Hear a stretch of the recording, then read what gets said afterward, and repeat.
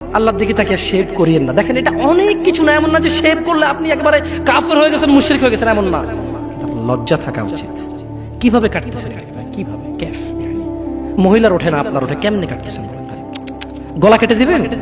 কাটবেন না কেন? এটা হারাম। এটা কাটাও তো হারাম। শুকর খাওয়া কি হারাম?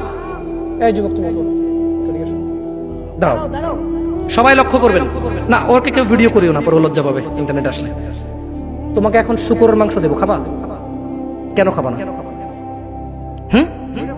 জোরে বলো। আপনি শুকরের মাংস খাবেন? আপনি কুকুরের মাংস খাবেন? কেন খাবেন না? কেন? কেমন হারাম? শুকরের মাংস খাওয়া কি হারাম?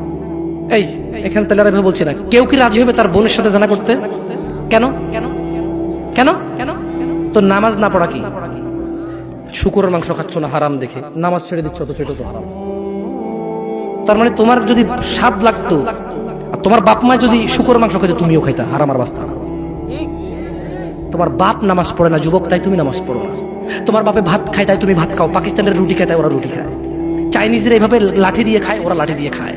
শোনো, তুমি বলতে চাচ্ছ তুমি শুকর খাও না কারণ এটা হারাম, তুমি মিথ্যু।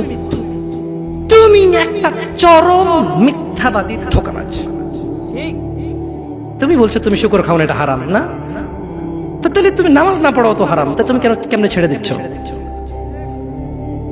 এই যুবক, তোমাকে যদি বলে ন্যাংটা হয়ে হাঁটো, হাঁটবা?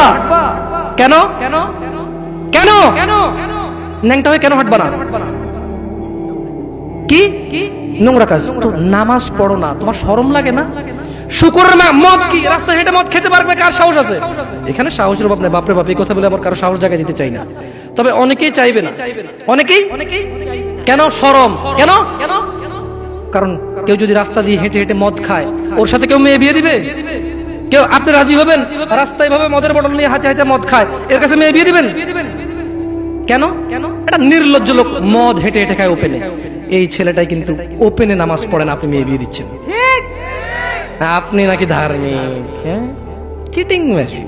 আমি আপনাকে বদনাম করতে আসিনি, কিন্তু আপনি মিথ্যুক, এটা বুঝে নেন।